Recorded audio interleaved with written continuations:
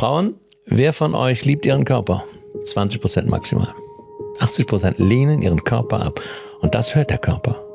Brustkrebs, Gebärmutterhalskrebs taucht häufig bei den Frauen auf, die ihren Körper abgelehnt haben und ihre Weiblichkeit abgelehnt haben, ihr Frausein. Der Körper hört all deine Gedanken und deine Gefühle. Und er regelt entweder durch Höherschwingung, er sagt, ich habe Lust zu leben, ich liebe mein Frausein, ich liebe das Leben und das Leben liebt mich. Sagt mein Körper, ne, das sollte 10 Kilo weniger sein, das Fett mag ich gar nicht, die Zellulitis mag ich auch nicht, scheiße. Ich senke den Schwingungsgradrate ab. Und damit wird er empfindlich für Viren und für andere Dinge. Wir leiden unter Unbewusstheit und darum ist es so wichtig, dass wir Mindseed mit Leon Heimann. Robert Betz ist Autor und Coach und beschäftigt sich seit Jahrzehnten mit persönlicher Entwicklung. Er sagt etwas, das unserer Leistungsgesellschaft völlig widerspricht. Der größte Gegner eines erfüllten Lebens ist nicht das, was im Außen passiert, sondern die Beziehung, die wir zu uns selbst haben. Solange wir glauben, nicht genug zu sein, werden wir immer nach etwas suchen, das diese innere Leere füllen soll. Genau deshalb wollte ich dieses Gespräch führen. Denn viele Menschen funktionieren jeden Tag, leisten, kümmern sich um andere und erreichen ihre Ziele und verlieren dabei immer mehr den Kontakt zu sich selbst. Die entscheidende Frage ist doch, wo beginnt echte Veränderung? Und wie lernen wir, uns selbst mit mehr Mitgefühl zu begegnen? In dieser Folge sprechen wir darüber, warum so viele Menschen sich selbst ständig verurteilen, weshalb unterdrückte Gefühle uns langfristig schaden können und wie wir den Kreislauf aus Selbstkritik, innerem Druck und dauerhaftem Funktionieren durchbrechen. Außerdem geht es um die Kraft des Innehaltens, darum wieder auf die eigene innere Stimme zu hören und Schritt für Schritt ein Leben zu gestalten, das sich wirklich nach dem eigenen anfühlt.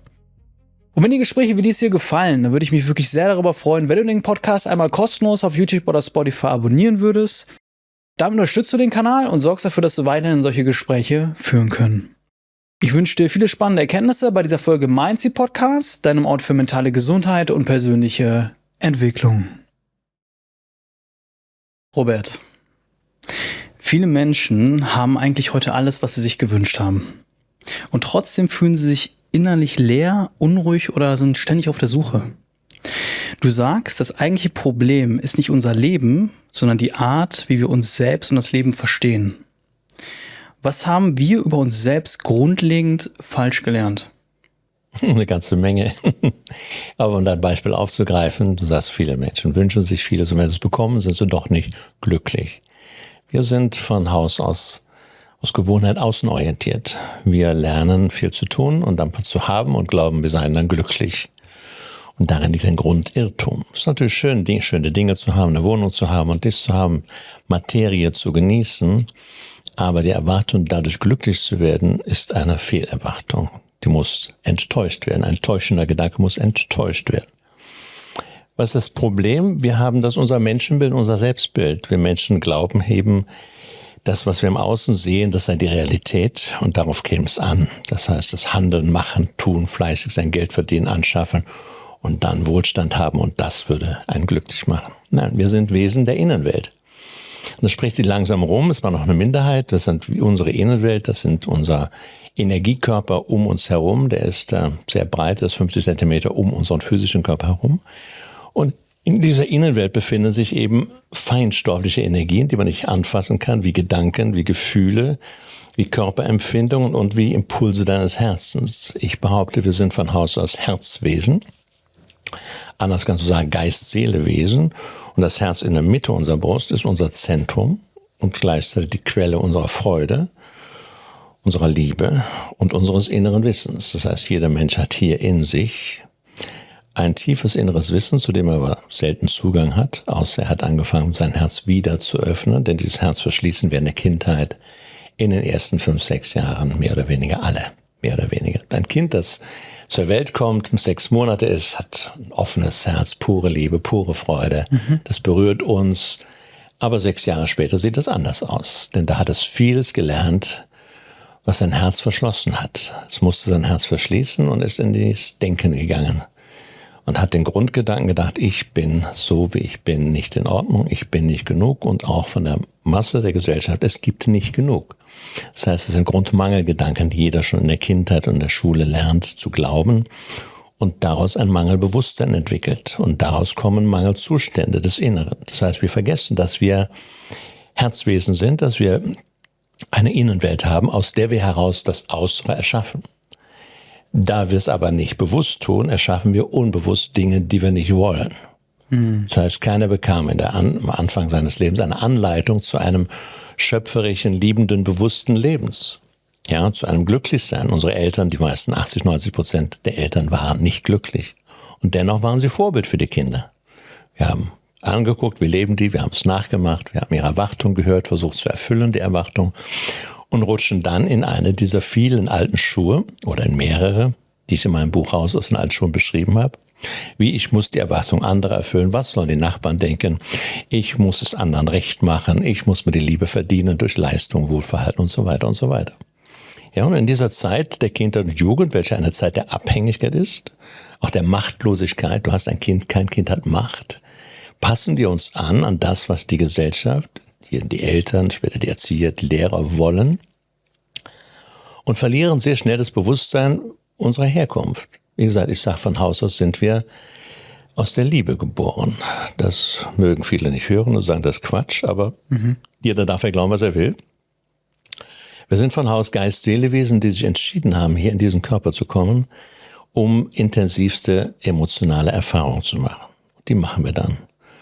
Und im Laufe des Lebens haben die Chance, uns zu erinnern, wer wir wirklich sind. Das heißt, für mich ist das Leben eine Wanderung, eine Erfahrungs- und Abenteuerreise in die Erinnerung, wer wir von Natur aus sind. Und das passiert jetzt bei immer mehr Menschen, weil wir in einer sehr aktiven Zeit leben, einer energiereichen Zeit, man nennt sie Transformationszeit. Und deswegen freue ich mich auf die nächsten Jahrzehnte, wo Menschen immer mehr aufwachen und sich erinnern an die Liebe und an die Allverbundenheit, die zwischen allen Wesen ist. Wir haben das trennende Denken, dass wir haben uns von der Liebe getrennt, wir haben uns von uns selbst getrennt und wir glauben, wir Menschen, 8 Milliarden seien getrennte Wesen, nicht miteinander verbunden.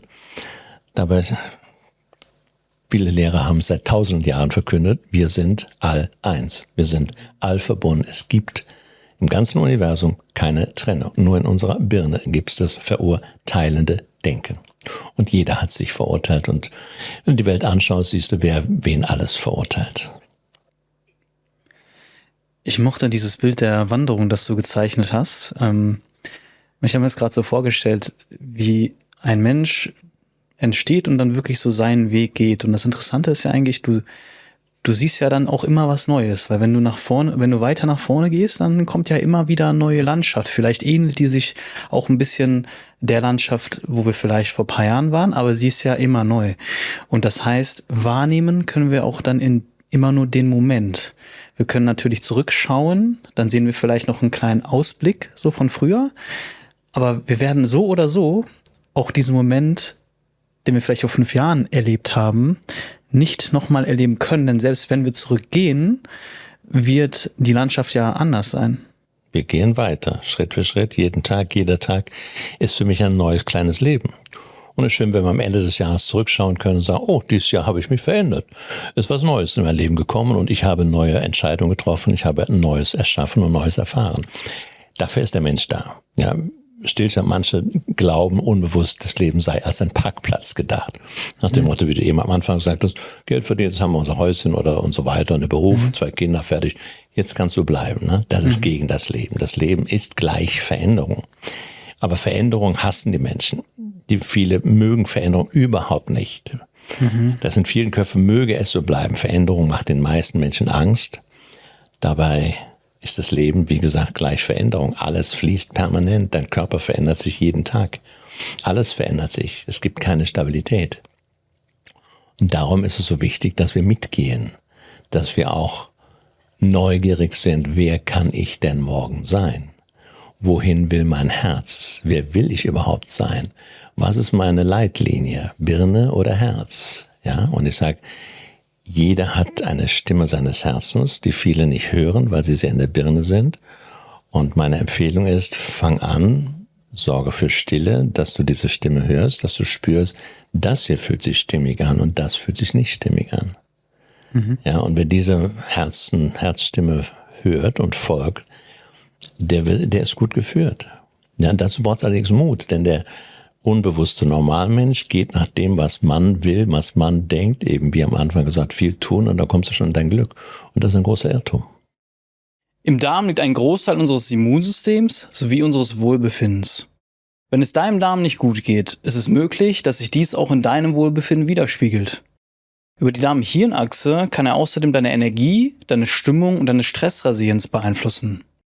Ein Mikrobiom lebt von Darmbakterien und Ballaststoffen und da kommt der Dailygut ins Spiel. Mit Dailygut bietet Brain Effect dir eine wissenschaftlich fundierte All-in-One-Lösung für deine Darmgesundheit.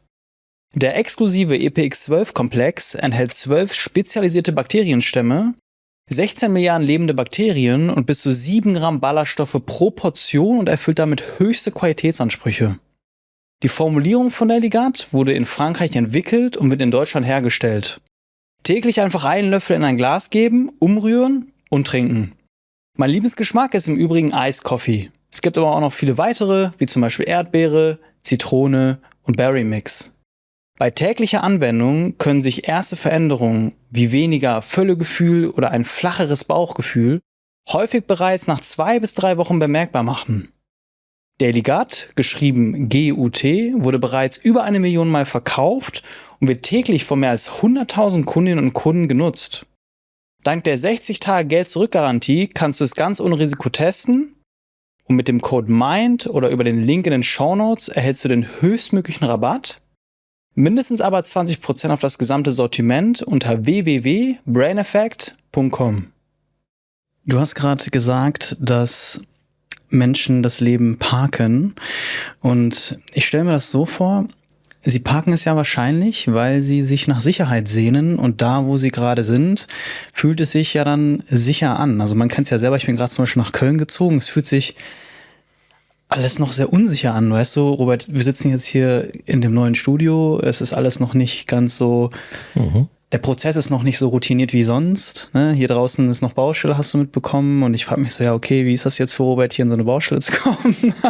Das heißt, es ist alles neu und ich muss diese ganzen Prozesse gerade noch etablieren und es fühlt sich überhaupt gar nicht sicher an. Ich hatte auch, als ich hingekommen bin, einen Streit mit meinem Vermieter zum Beispiel und dann, das hat sich Gott sei Dank gelegt, das heißt, ich kann das total nachvollziehen, dass, wenn man das Leben parkt, es sich sicher anfühlt, aber ich glaube, was dann fehlt, aus meiner Perspektive, ist dann die Lebendigkeit irgendwann. Viele stagnieren halt, viele bleiben stehen. Das Leben heißt geistig weiterzugehen, heißt neugierig zu sein, was in dir steckt, denn wir kennen uns überhaupt nicht. Wir kennen vielleicht 5% von dem, was wir sind. Darum sind wir auf der Suche. Letztlich sind wir auf dem Weg der Wiedererinnerung, wer wir sind. Und wer stehen bleibt, zum Beispiel aus Angst, es könnte schlechter werden oder sonst was, der hat damit Folgen zu rechnen. Und viele sind in ihrer Beziehung erstarrt. Das ist mein Mann, ich habe einen Mann, ne? Nicht ich bin in Beziehung, sondern ich habe einen Mann, ich habe einen Partner. Und das fühle ich mich sicher, weil es finanzielle oder was für eine Sicherheit gibt oder emotionale Sicherheit. Ich habe meinen Beruf und so kann es bleiben. Ja?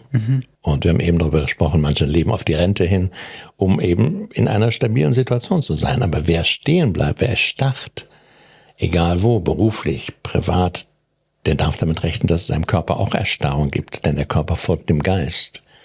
Und viele, die stehen geblieben sind, die haben Probleme, was ihre Gelenke, ihre Beweglichkeit angeht. Ne? Die Gelenke sind für die Beweglichkeit des Körpers da. Der Geist im Verbund mit Herz, die Beweglichkeit des Geistes da. Und wenn wir uns nicht weiter bewegen, dann reagiert der Körper oft mit Starre. Ja, das kann Polyarthritis sein, das kann Multiple Sklerose sein und sonst was. Auf Deutsch genau wie der umgekehrt, wer durchs Leben rast, unbewusst und nur immer neu und machen und so weiter, der wird vom Leben angehalten, ausgebremst. Und wer sagt, nö, so kann's bleiben, ich brauche nichts Neues mehr und so weiter, der wird vom Leben angeschoben, beziehungsweise der spürt in mir, in meinem physisch feinstofflichen Körper, existiert Erstarrung. Und das ist nicht gut. Ja?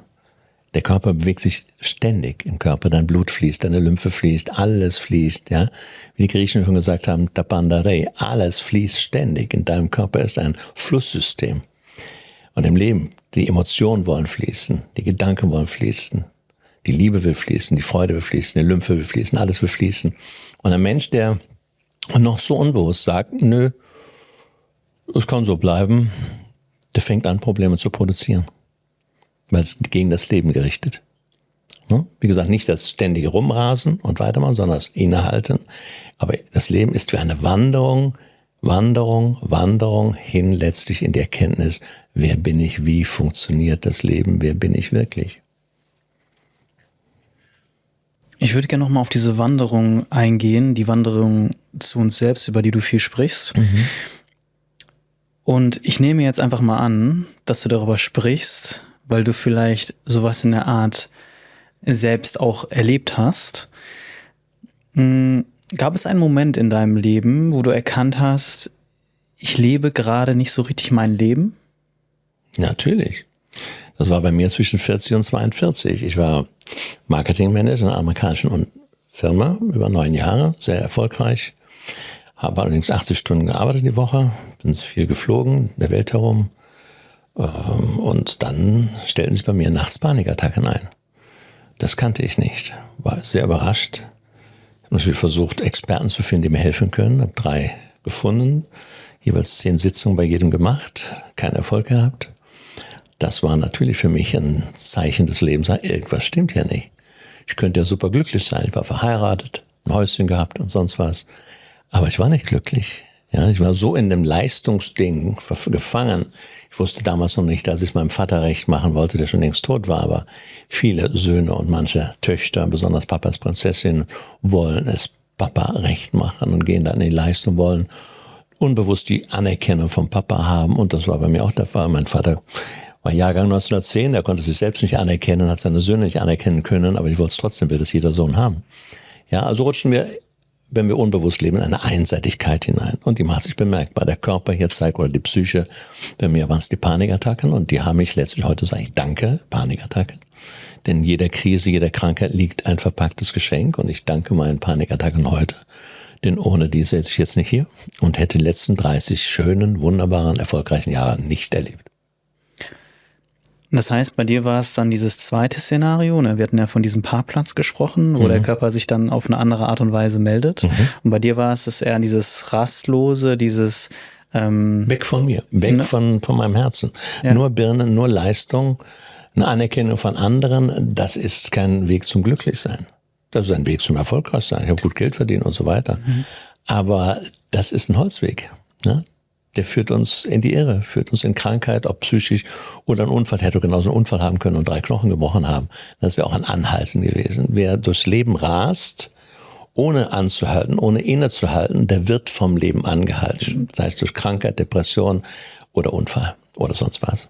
Ja, das ist einfach, es gibt Gesetze des Lebens, die dürfen wir intuitiv wahrnehmen. Das Leben ist zwar Bewegung, aber keine Raserei. Nicht als Raserei gedacht. Ja.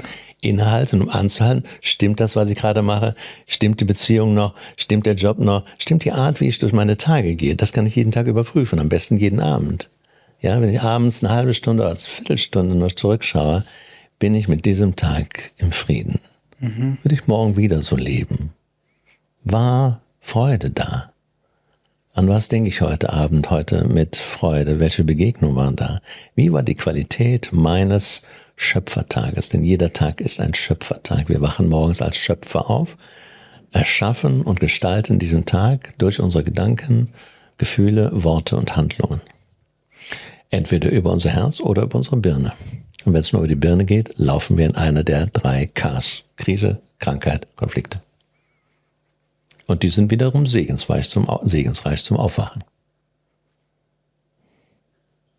Ich kann das total gut nachvollziehen, was du sagst. Also ich bin jetzt 30 und ich habe die letzten 3 Jahre auch sehr, sehr viel gearbeitet, um das hier möglich zu machen mit dem Podcast zum Beispiel. der ja einfach als Hobby gestartet ist. Und dann habe ich die letzten 3 Jahre auch einfach sehr, sehr, sehr viel gearbeitet und viele Sachen abgesagt, Beziehungen zur Seite gelegt und so. Ich denke, Typisch du kannst für junge, engagierte Menschen wie du, ja. Genau, und Gott sei Dank, also ich bin jetzt nicht krank geworden und ich habe mich jetzt auch nicht wirklich schlecht gefühlt, aber ich habe schon gemerkt, diese Lebensfreude war nicht wirklich mehr im Vordergrund. Und auch meine Mutter, die zum Beispiel dann irgendwann gesagt hat, ja, ich hatte das Gefühl, früher hattest du mehr Lebensfreude, Leon. Bravo, Mama. Und so. Und ne, das Feedback so von außen, wo ich dann auch gemerkt habe, ich bin am Anfang sehr in diese Performance gegangen, in diese Leistung, weil ich es auch machen musste, weil ich auch irgendwie Geld verdienen musste und es auch wollte. Ich wollte es ja irgendwie erfolgreich machen und dann kann es aber sein, dass du dich in diesem Modus verfängst. Und verlierst. Und du machst immer weiter und weiter und weiter und weiter. Ne? Das macht süchtig auch. Es gibt auch die Arbeitssucht, das ist etwas, worunter viele Männer leiden. Sie finden es geil auf Deutsch, ihre Arbeit, ihr Job, Selbstständige insbesondere. Und dann machen sie und verlieren sich selbst. Das heißt, verlieren den Kontakt zum Herzen und verlieren sogar den Kontakt zu ihren Gefühlen.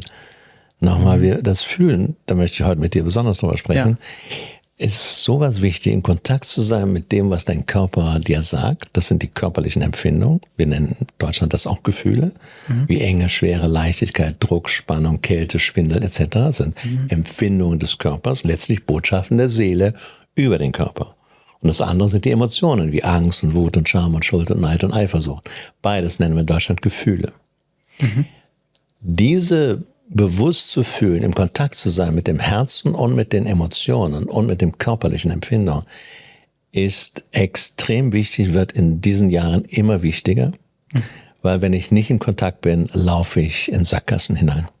Oder wie gesagt, in einen der 3 Ks. Ja, das heißt, das Fühlen ist bei uns sowas von unterbelichtet im Bewusstsein der meisten Menschen. Ja, wir denken viel, wir sind eine sehr denkorientierte Gesellschaft, denken aber sehr unbewusst. Heißt, es gibt auch keine Tradition des bewussten Denkens. Ja, du kennst vielleicht Byron Katie, The Work, mit der Grundfrage, ist das wirklich wahr, was ich denke? Wir denken bis zu 100.000 Gedanken am Tag, überprüfen aber seltenst, ob das wahr ist, was wir denken. Darum sage ich immer in meinen Seminaren, was denkst du über dich als Mann, als Frau, über deinen Wert etc.? Denken die wenigsten nach, machen sich nicht bewusst, was sie denken. Würden sie es bewusst machen, kämen sie zu sehr vielen verurteilenden Gedanken. Ich bin nicht das genug und so weiter. Zweitens, was denkst du über das Leben? Schätzt du das Leben? Die wenigsten haben zu Hause gehört, Kind, das Leben ist schön. Wertschätze das Leben. Wir haben gelernt, das Leben ist schlecht, das ist ein Kampf, ein Krampf, das Leben ist ungerecht, kein Wunschkonzert, kein Ponyhof. Sehr viele verurteilende Gedanken über mich selbst, über das Leben und über die anderen natürlich auch.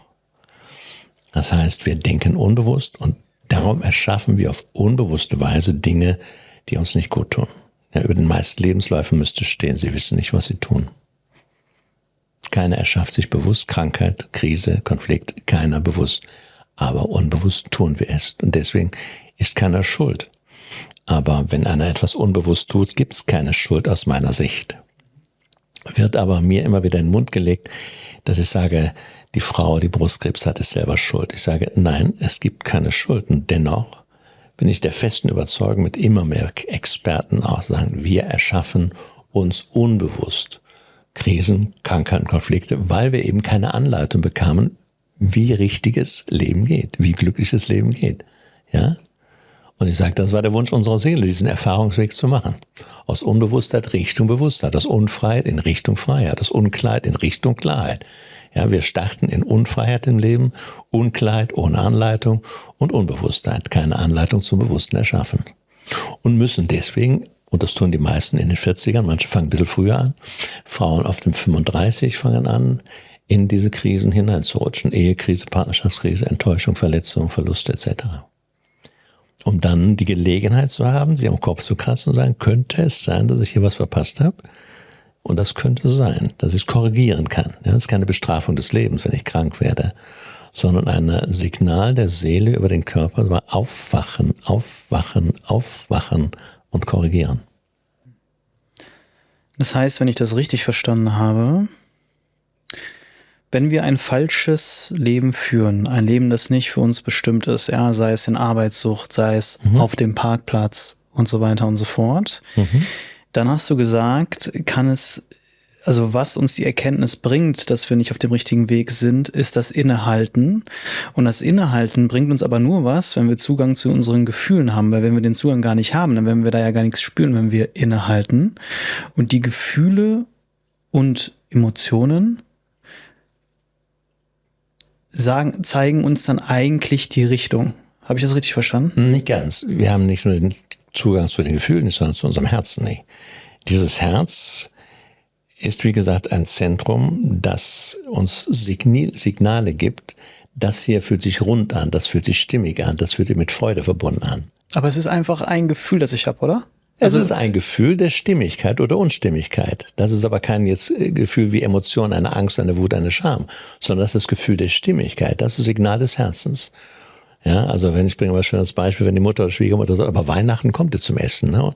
Und das Herz sagt, ja, das quietscht, sagt, das stimmt gar nicht. Und ja, wir kommen. Ne? Das ist der Verrat am eigenen Herzen. Das Herz stimmt, ob du morgen nach Fuerteventura oder nach Island fahren willst. Ne? Wenn ich dich frage, was wäre eher, Island oder Fuerteventura? Sagt dein Herz das oder das? Ja? Du sagst nicht, ist mir egal.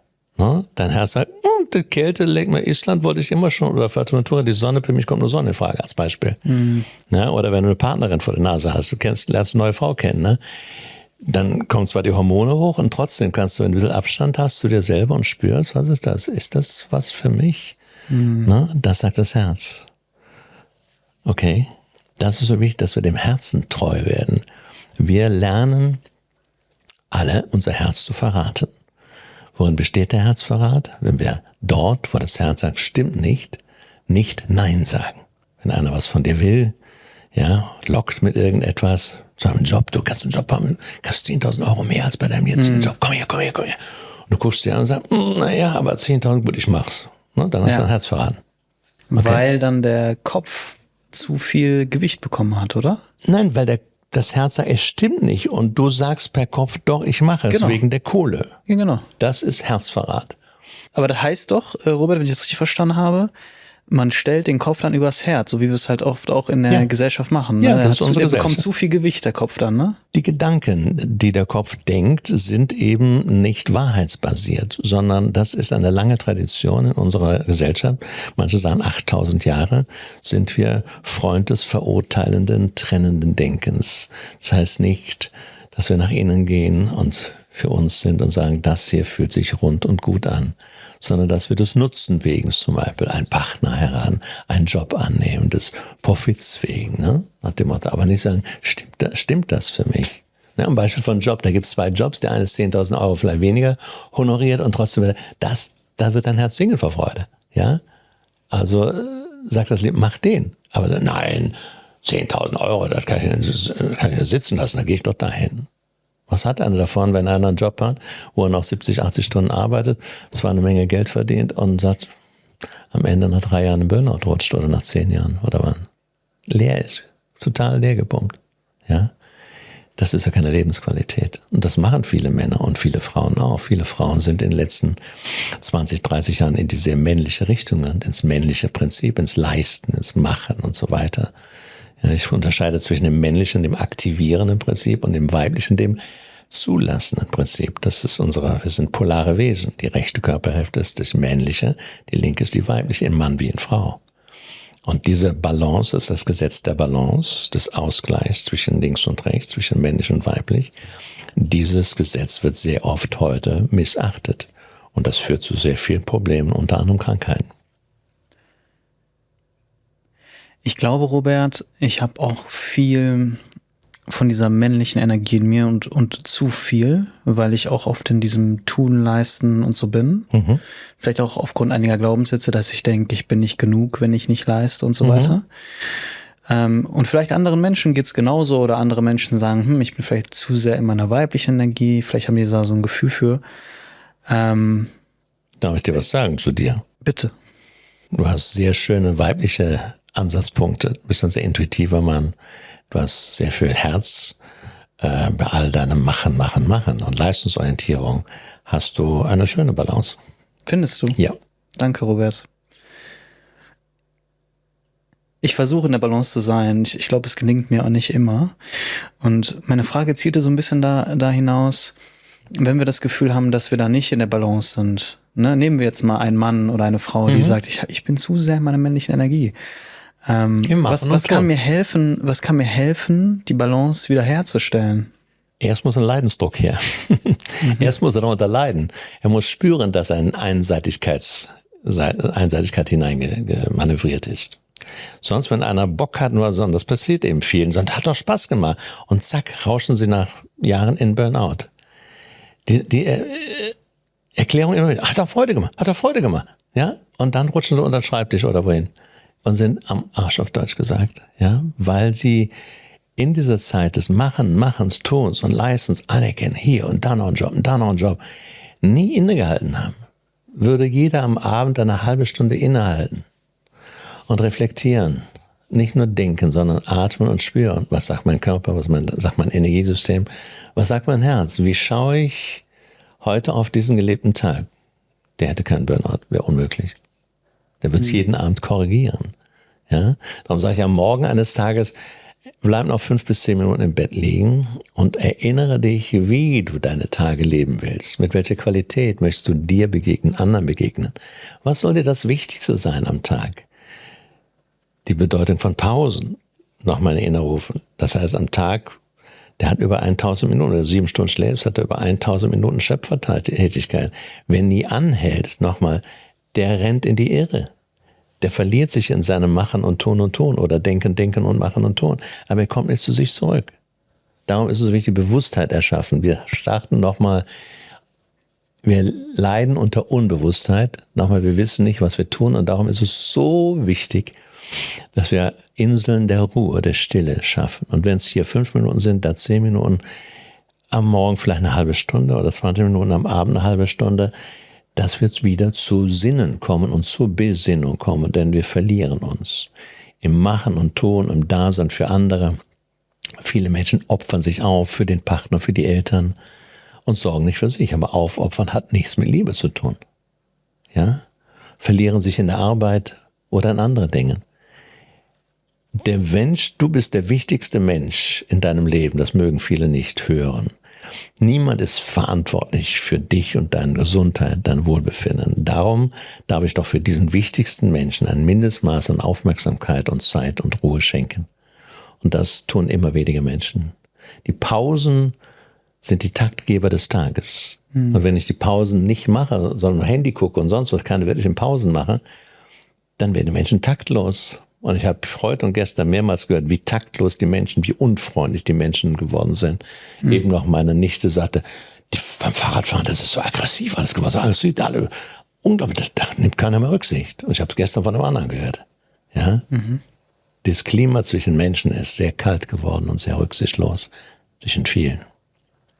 Weil die Pausen fehlen. Weil sie nicht bei sich sind, weil sie sich verlieren, weil sie sich im Machen und Tun verlieren, weil sie sich im Jetzt komme ich verlieren. Ich stimme dir zu, weil wir haben halt heutzutage auch so viele Lückenfüller. Ich glaube, das Handy zum Beispiel, also wenn ich das mal so auch wirtschaftlich betrachte, die Firmen ringen ja um unsere Aufmerksamkeit und mittlerweile bekommen sie die Aufmerksamkeit ja nicht wie früher irgendwo auf Plakaten, wenn wir den Fernseher einschalten, sondern sie bekommen sie ja in unseren Pausen eigentlich, weil in unseren Pausen sind ja viele am Handy, auf Social Media und so weiter. Ja. Und dann dieser Raum, der ja dann eigentlich für dich ist, was du gerade gesagt hast, um in uns zu gehen, der wird dann gefüllt, wird dann gefüllt mit einem äußeren Reiz, sodass wir nicht in die Pause kommen und dann kommen wir halt in dieses Rastlose rein. Richtig, wir kommen nicht zu uns zurück. Ist ja okay, wenn wir denken, wenn wir arbeiten, du hast einen Job und so weiter, dann kümmere ich mich um die Arbeit, mein Interesse, meine Energie geht auf die Arbeit, geht auf Kunden, geht auf den. Aber dann darf ich gucken, wo bin ich? Komme ich zurück? Mache ich eine Frühstückspause?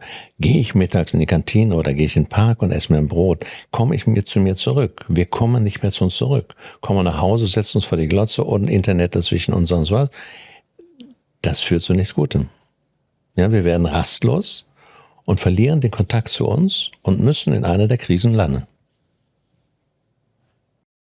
Und ich weiß nicht, wie du es siehst, aus meiner Perspektive kann man diese Pausen, da muss nicht ein Nichtstun unbedingt stattfinden, sondern bei mir ist es zum Beispiel so, Robert, Ich koche 2-mal am Tag. Bravo. Und Sehr gut. da ist es wie so ein Handwerk. Ich schneide die Sachen, Ja. ich brate sie und oft kommen mir da auch kreative Gedanken, Ja. wenn ich in der Lage bin, auch mein Handy wegzulegen und nicht noch nebenbei tippe oder telefoniere. Schön. Oder es ist so eine aktive Pause. Also es muss, Meditatives Kochen. weil oft habe ich mir auch gedacht, ich muss jetzt zum Beispiel meditieren oder ich muss jetzt nichts machen und bin da mittlerweile so ein bisschen weggekommen, habe gesagt, du kannst auch eine aktive Pause machen. Also eine Pause heißt einfach, deine Gedanken haben freien Raum. Wie siehst du das? Ich würde für eine breiter fächern. Das heißt, der einfache Spaziergang ist auch eine aktive Pause. Ich würde nicht sagen, denke in deinen Pausen, sondern setz dich auch mal 2 Minuten hin oder 3 Minuten und nur atmen und fühlen. Du musst es gar nicht Meditation nennen. Aber zu dir zurück zum Atmen. Viele sind atemlos geworden, nicht nur bei Helene Fischer, sondern beim Leben. Ja? Sie haben sich verloren. Atem ist der Kontakt zum Leben. Und wenn ich tief atme, der verliert einen Teil seines Sensoriums für sich. Denn dieser ganze Energiekörper ist voller Informationen. So geht's dir gerade. Bist du da oder bist du nicht da? Und darum, ob du jetzt meditativ kochst, das ist wunderbar. Und kein iPhone oder Smartphone hörst, das ist sehr wichtig. Es braucht eine sehr bewusste Entscheidung, Aufmerksamkeit für mein Innenleben zu haben. Und diese Entscheidung trifft bisher nur eine kleine Minderheit. Sie sind suchtmäßig abhängig von dem Film und so weiter. Selbst beim Tatort müssen 10 Millionen davor da sitzen und so weiter. Die muss man mitgekriegt haben und das muss man mitgekriegt haben und so weiter. Aber das geht auf Kosten von wirklicher Lebensqualität. Du bist nicht bei dir, wir verlieren uns. Und irgendeine der unangenehmen Folgen sind Krankheiten. Unzufriedener sowieso, frag mal 10 Menschen über ihre Unzufriedenheit. Viele sind chronisch unzufrieden, obwohl sie materiell genug haben. Und da ist die Frage, wo ist dann der Frieden? Ja, unzufrieden heißt ja, ich bin nicht im Frieden. Genau, der Frieden fehlt. Die meisten Menschen, auch wenn du es mir nicht glaubst, sind mit sich im Krieg. Liegen mit sich selbst im Krieg. Heißt, sie verurteilen sich, sind nicht im Frieden mit sich und mit ihrer Vergangenheit. Die meisten Menschen sind nicht im Frieden mit ihren Eltern, sind nicht im Frieden mit ihren Geschwistern, sind nicht im Frieden mit ihren Ex-Partnern und so weiter. Und dieser Unfrieden, das sind Energiebaustellen, das sind Energieblockaden, befinden sich in ihrem Körper. Und diese Energieblockaden greifen auch den physischen Körper an. Denn wenn ich Wut habe, Ärger, unterdrückte Wut, Scham, Schuldgefühle und andere, kann dieser physische Körper nicht verstoffwechseln. Sie führen zu Blockaden, somatisieren dann, heißt sie werden körperlich spürbar als Enge, Spannung, Druck und später zu Krankheiten. Eine der größten, für mich die größte Ursache für Krankheit ist das erstens nicht Aussprechen von Gefühlen, wie es dir geht, sondern runterschlucken.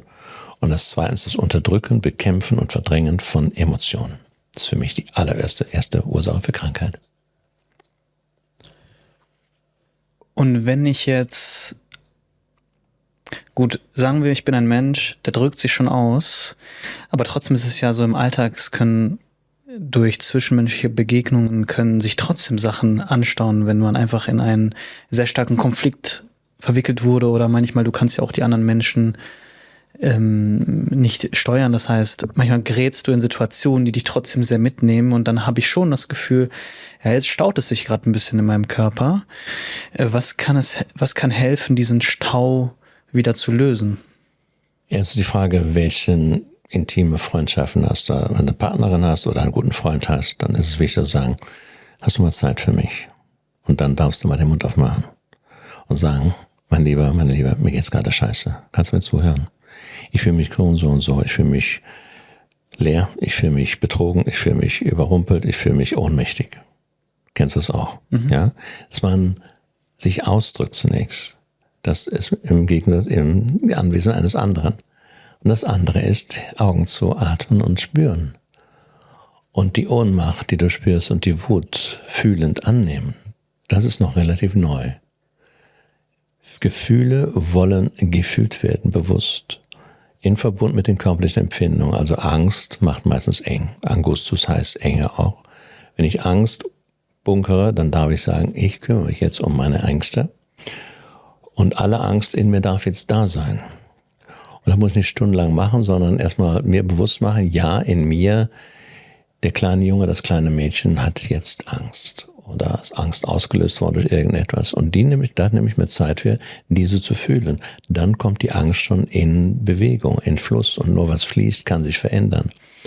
Tue ich aber so als ob, unterdrücke die Angst, tue so, lächle, wo nichts zu lachen ist, verstelle mich, dann muss mein Körper diese Angst und andere Gefühle quasi nicht ausbaden, das kann er nicht, er muss sie behalten. Und das führt zu Energieblockaden, wie gesagt. Und das ist nichts Gutes. Das heißt, wir können für unsere Gefühle wollen ausgedrückt werden. Mir geht's gerade scheiße, kannst du mir gerade mal einen Arm nehmen, ne, wenn du einen hast. Und wollen von mir gefühlt werden, bewusst. Darum heißt ein Gefühl, heißt geh hin und fühle mich. Ja.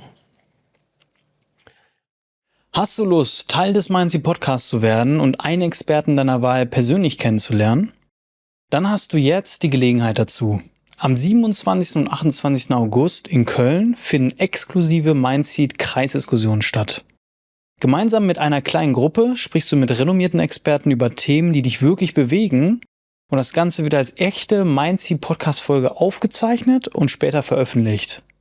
Mit dabei sind Stefanie Stahl zum Thema Bindungsangst, Dr. Jan-Uwe Rogge zum Thema Erziehung, Dr. Thomas Fuchs zum Thema ADHS und Horst Vogel zum Thema Selbstentwicklung. Du kannst deine eigene Geschichte, deine eigenen Fragen oder deine Herausforderungen einbringen. Die Expertinnen ordnen deine Situation ein, teilen ihre Perspektiven und suchen gemeinsam mit dir nach möglichen Lösungen. Wenn du dabei sein möchtest, findest du das Bewerbungsformular in den Shownotes. Ich würde mich mega freuen, dich dort persönlich kennenzulernen. Und wenn ich es annehme, dann wird es sich von selbst wieder lösen. Dann kann es sich verwandeln. Die Annahme ist einer meiner 6 Schritte der Verwandlung. Die erste ist, übernehme eine Schöpferverantwortung für die Angst. Ja? Oder auch wenn du einen sogenannten Knöpfedrücker hast, der löst Angst aus, aber dein Vermieter sagt, ich schmeiß ihn morgens raus, kündige ihn. Dann löst er etwas aus, der Knöpfedrücker, alias unser Arschengel, wie ich ihn nenne, löst eine Angst in dir aus, die schon lange in dir ist. Das ist das erste Geschenk des Knöpfedrückers. Der zweite Punkt ist die Annahme dessen, was jetzt da ist. Auch das für den Kopf sehr schwer zu verstehen. Das Leben wünscht sich dein Ja zu allem, was jetzt da ist in deinem Leben und was bisher da war. Das nennen wir Akzeptanz oder Annahme. Viele sagen aber Nein zu dem, was jetzt da ist, weil es unangenehm ist. Wenn deine Frau geht, dann sage ich nicht, juhu, ist sie weg, sondern dann darf Trauer kommen. Und dann ist es menschlich, dass erstmal ein paar Tage oder Wochen lang, nein, ich will das nicht, will das nicht, will das nicht. Dennoch kommt keiner drum herum, am Ende Ja zu sein, anzunehmen. Solange ich es nicht annehme, habe ich in mir Energieblockade und es führt zu nichts Gutem. Die Annahme, das Ja, sagte die Mundstellung, ja, da kann etwas fließen. Nein, nein, nein, dann kann die Energie nicht fließen. Ich behaupte, das leiderzeugendste Wort, was wir kennen, ist das Wort Nein. Und zwar das Nein zu dem, was jetzt schon da ist, in deinem Körper, deiner Beziehung, deinem Arbeit, in deinem Leben. Und das Nein zu dem, was geschehen ist. Das Nein zu dem, was geschehen ist, äußert sich dann als Bedauern und Bereuen. Und ich wünsche jedem, dass am Ende seines Lebens nichts zu bedauern hat. Denn auch das sind Energieblockaden in mir. Es ist schwer, aus dem Körper zu gehen, wenn ich viel zu bedauern habe, behaupte ich. Deswegen empfehle ich jedem, auch jungen Menschen, mach heute mal Bilanz, was bedauerst du bis heute in deinem Leben? Beruflich, privat, sonst wie. Und dies, was du dir vorgeworfen hast, das sind ja Selbstvorwürfe, was verzeihst du dir noch nicht, das darfst du dir verzeihen, das darfst du dir vergeben. Über die Liebe deines Herzens. Ja? Zum Beispiel sagte mir eben noch meine Nichte, sagte, hätte ich früher Tischtennis gespielt, da wäre ich sehr weit gekommen. Ne? Die ist heute 50 und ist super im Tischtennis, aber hätte ich das früher gewusst, mit 16, 17, da wäre ich sehr weit gekommen. Ich sage, ja, das darfst du abhaken, darfst du dir verzeihen.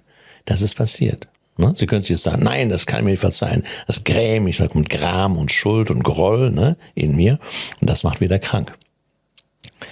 Darum nochmal meine Aufforderung an jeden, auch jungen Menschen, schau, was du bis heute bereust und bedauerst und nimm deine Urteile zurück, verzeih es dir, sag ja, so war es und ich nehme meine Urteile zurück und so darf es sein. Ich mache das Beste draus. Bedauern ist ja irgendwo auch nicht real aus meiner Sicht, weil du siehst die Vergangenheit und du bereust zum Beispiel eine gewisse Situation. Und sagen wir mal, dann ging das Leben weiter und dann bereust du noch eine andere Situation.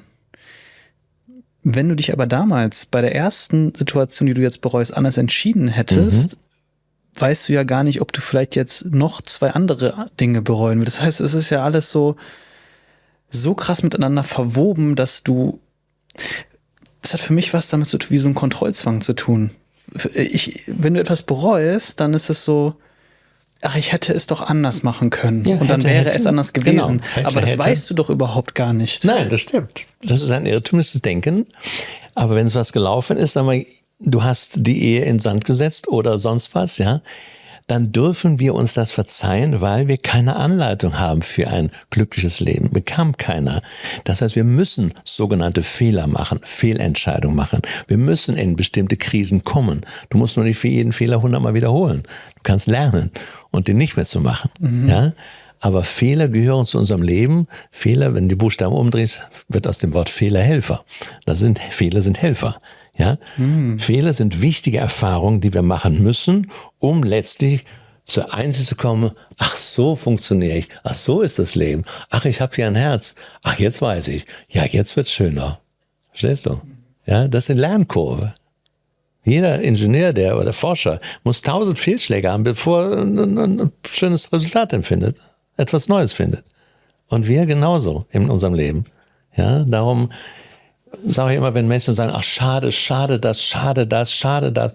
Ich sage, die Worte, wo schade vorkommt, die schaden dir nur. Ja, schade, dass das nicht geklappt hat. Das darf man abhaken, liebevoll. Ich weiß, fällt nicht immer leicht, je nachdem, was passiert ist, ja.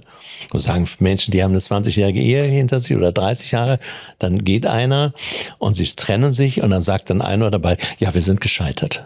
Ich sage, ja, was für ein Wahnsinn. Die haben 30 Jahre eine intensive Ehe, oft mit Kindern und sonst was gehabt, und dann sagen sie am Ende gescheitert. Nach dem Motto, durchgestrichen. 30 Jahre weggeworfen. Das ist doch Wahnsinn. Ja? Da darf man das würdigen. Alles, was wurde, ist Vergangenheit, will gewürdigt werden. Egal, ob die Ehe 1 Jahr war oder 30 Jahre war. Egal, ob dein Job in Sand gesetzt hat, aber es war Erfahrung. Ja? Ich behaupte, alle Erfahrungen sind gleich wichtig. Alle. Es gibt keine Unterschiede in den Wichtigkeiten. Ja, unser Kopf sagt nur, natürlich war das der Erfolg gleich. Er war viel wichtiger als die Scheiße, die ich da erlebt habe. Ja, nein, das Leben sagt, alles, was du erlebt hast, war wichtig für deinen Werdegang, für deinen Wachstumsprozess. Das Leben wertet nicht, überhaupt nicht. Und ich fand es auch schön, was du gesagt hast, dass es keine Anleitung zum Glück gibt. Oder du hast gesagt, wir haben keine Anleitung bekommen. Genau. Ich würde sogar die Hypothese aufstellen, es gibt keine Anleitung so richtig. Also es gibt Dinge, die du tun kannst, die so vielleicht so ein bisschen die Wahrscheinlichkeit erhöhen. Man kann zu dir in die Workshops gehen oder in die Seminare. Man kann Dinge lernen. Aber am Ende ist es, glaube ich, eine sehr individuelle Sache. Also deine Anleitung wird wahrscheinlich anders aussehen als meine und unsere wird wieder anders aussehen als die von Ursula, die uns gerade zuschaut. Und deswegen finde ich schön, wie du es beschreibst, als Prozess, als Fehler, ein Wort, das wir ja oft so negativ behaftet benutzen, als Lehrer. Ja, Genau, Helfer. als Helfer, Ja, genau. wir müssen Fehler machen. Nochmal, die Anleitung, die wir bekamen, war das Vorbild unserer Eltern. Die bekamen sie auch nicht, deren Eltern auch nicht. Insofern, alle Eltern, es ist keine Elternschelte. Alle Eltern, egal was, tun ihr Bestes. Jeder Mensch, bin ich zutiefst überzeugt, tut in jeder Minute seines Lebens das, was er kann. Mehr ging nicht. Heute würdest du manches anders machen, wenn du jetzt 20 Jahre zurück wärst, oder du bist so jung, 30 Jahre. Aber das heißt, das dürfen wir uns verzeihen, dass wir es damals nicht konnten oder nicht wussten, aber nicht konnten. Das ist für mich der Grundsatz der Vergebung. Wenn es für alle Menschen zutrifft, und ich behaupte das, dass wir es in jedem Moment unseres Lebens so gut gemacht haben, wie wir es konnten, dann fällt jedes Urteil, jede Begründung für ein Urteil weg. Dann kann ich alle Urteile zurücknehmen. Und das ist so wichtig. Denn je mehr Urteile ich aufrechterhalte, desto weniger glücklich kann ich sein. Es kann kein Mensch mit Unfrieden mit seiner Vergangenheit leben und glücklich werden. Er schleppt einen riesen Rucksack von Wackerstein auf seinem Rücken. Und gerade der Rücken meldet sich bei sehr vielen Leuten. Der Rücken steht für Vergangenheit und da tragen viele schwere Rucksäcke mit. Je mehr einer im Unfrieden ist mit seiner Vergangenheit, desto höher ist die Wahrscheinlichkeit für Krankheit. Ja, darum die chronische Unzufriedenheit. Frieden ist für mich eine von 4 Qualitäten eines glücklichen Lebens. Ich sage Freude und Begeisterung, Frieden und Zufriedenheit, tiefe Zufriedenheit, Fülle und Erfüllung und Freiheit. Und Freiheit im Verbund, im Bewusstsein der Allverbundenheit. Das sind meine 4 Fs. Freude, Frieden, Fülle und Freiheit. Und für diese Energien, für diese Qualitäten kann ich mich entscheiden, sie zu leben. Und das mache ich lieber, als mir Ziele zu setzen. Ja, jeder Erfolgstrainer sagt heute überall, setz dir Ziele, halte ich nichts von. Warum? Weil das Ziel ganz weit in der Zukunft liegt. In 5 Jahren will ich meine Million haben oder irgendwas erreicht haben. Und wenn du an das Ziel denkst, bist du nicht da, bist nicht im Jetzt. Das Leben findet aber nur im Präsent statt, jetzt. Je mehr du auf Ziele fokussiert bist, desto mehr bist du in der Zukunft und nicht da. Zweitens kannst du, wenn du die Qualitäten nimmst und sagst, ich gebe meinem Leben diese Richtung mit diesen 4 Fs oder mit Liebe und Mitgefühl, mit Zweigen der Liebe, kannst du an jedem Abend überprüfen, habe ich diese Qualitäten, Wertschätzung, Liebe, Mitgefühl, Dankbarkeit heute gelebt. Jeden Abend. Und das ist ein abgeschlossenes kleines Leben. Und das halte ich für wesentlich wirkungsvoll. Jedenfalls bin ich damit gut gefahren. Ich habe keine Ziele gesetzt in den letzten 30, 40, 50 Jahren und bin sehr gut geführt worden. Und dafür bin ich sehr, sehr dankbar.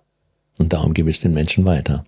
Gib dem Leben eine klare Richtung, definier die Richtung in Form von Qualitäten und lebe sie jeden Tag. Robert, du nennst ja Menschen, du hattest das Wort vorhin schon verwendet, die uns verletzen oder unsere tiefsten Wunden berühren, Arschengel. Das klingt ja zunächst relativ provokant. Warum können gerade diese Menschen, die uns am meisten leiden lassen, uns oder zu den wichtigsten Lehrern werden? Es geht nicht nur um ein tiefes Leiden, es geht um deinen Sohn, deine Tochter und du selbst bist auch ein Arschengel für bestimmte Menschen. Das heißt, du kannst es nicht jedem recht machen. Ne? Ein einfaches Beispiel, wenn du anfängst, sagst du, Leon, ich entscheide mich selbst lieben zu lernen und ich sorge dafür und ich lerne anderen Grenzen zu setzen, dann werden andere Menschen dich verurteilen. Und sagt, der Leon, der liebt sich jetzt selber, ja, der Doofkopf. Ne? Und schon bist du für den einen, der sich nicht selbst liebt, ein Doofkopf. Ne? Da bist du sehr Arschengel für ihn. Und genauso andere, der Sohn, der in der Schule nicht fleißig ist, obwohl der Vater so ehrgeizig und erfolgreich ist, ne? Das ist der Arschengel für seinen Vater. Und umgekehrt. Ne? Das heißt, überall Arschengel sind die Menschen, der Kopf nennt sie Arsch oder Idiot oder sonst was, aber in Wirklichkeit, und das meine ich ernst, ist jeder Arschengel ein Engel, der dir vom Leben geschickt wird, um etwas Wichtiges zu erfahren. Was? Erstens, der Arschengel oder der Knöpfedrücker löst ein Gefühl in dir aus. Meistens 2 bis 3. Oft Wut oder Ärger, Ohnmacht und noch eins, Angst oder Eifersucht oder sonst was. Diese Gefühle waren schon lange in mir. Der andere wirft nicht Wut und Ohnmacht in meinen Körper, sondern er sagt etwas, ja, wie siehst du denn heute schon wieder aus, als Beispiel mit der Betonung? Und du sagst, hä? Ne? Bist beleidigt und sonst was. Oder der Chef sagt, haben Sie heute schon was getan? Ne? Und so, boah, ne, Krawatte. Und dieser Mensch darf erkennen, dass das Gefühl von ihm schon lange in ihm war und unterdrückt worden ist. Was du fühlst dir gegenüber und im Leben, das strahlst du aus. Ob du dich selbst liebst, ob du ein selbstbewusster Leon bist, der mit sich im Reinen ist, das strahlst du aus. Wenn du es nicht bist, strahlst du es auch aus und triffst Leute, die es vors Schienbein treten.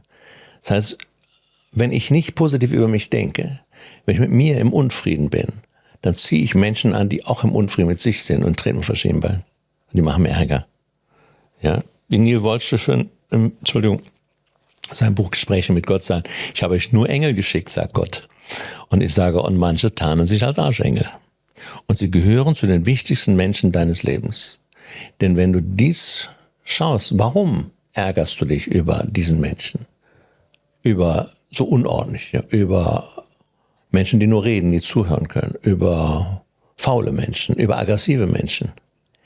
Je mehr du dich ärgerst, kannst du dich fragen, bin ich das vielleicht auch? Oder die Zusatzfrage, darf ich auch so sein? Und bei der zweiten Frage, darf ich auch so sein, klickert's bei vielen. Weil da kommt oft ein empörtes, nein, will ich auch nicht, ich will nicht faul sein. Und dann haben wir die Unbalance hier von männlich-weiblichem Prinzip. Jeder Mensch ist fleißig und auch faul, beides. Wir sind beides, wir trennen aber zwischen dem einen und dem anderen. Wir wollen ehrlich sein, aber nicht unehrlich, aber jeder lügt auch mehr oder weniger, entweder durch das, was er nicht sagt. Ja, diese Polarität darf mal aufgehoben werden, sagen, ich bin beides. Wenn einer nie so sein will, dann ist gewiss, dass er auch so ist, aber er will es nicht sein. Verstehst du? Wir sind immer beides. Und darum ist es so wichtig. Und die dritte, letzte Frage, wenn dir ein Arschengel begegnet und du dich ärgerst, ist die Frage, wer in deiner Kindheit hat genau dieselben Gefühle ausgelöst in dir wie heute dieser Mensch? Deine Partnerin, dein Sohn, dein Chef, dein Nachbar, der Verkehrsteilnehmer. Wer? Und das ist entweder Mama, Papa, Bruder oder Schwester. Das sind die Urarschengel, nenne ich sie. Die Schlüsselpersonen deiner Kindheit. Und solange wir diesen nicht im Frieden sind, schickt uns das Leben Stellvertreter dieser Urarschengel. Ich möchte dir mal ein Szenario beschreiben, wo ich das noch nicht so ganz anwenden kann, weil ich verstehe das, wenn wir so auf so Dinge gehen wie Fleiß und Faulheit und so weiter und so fort. Aber ich bin vor kurzem nach Köln gekommen, hatte hier relativ schnell einen Konflikt mit einer Person, die mir gegenüber sehr cholerisch aufgetreten ist und sehr ambivalent. Und das zweimal hintereinander, eine meiner ersten Kontakte hier in Köln. Und diese Cholerik hat mich sehr schlecht fühlen lassen. Also damit beschreibe ich jemand, der dann sehr zornig wird, wütend, rot sieht, also wie so ein Stier und dann auch laut wird und aggressiv, dich laut, nicht mehr wild. sieht und respektlos ist und so weiter und so fort. Ja. Das hat welches Gefühl in dir ausgelöst? Erstens war das, weil ich gerade auch neu in Köln war, das war ein Gefühl von, lass mich kurz in mich gehen.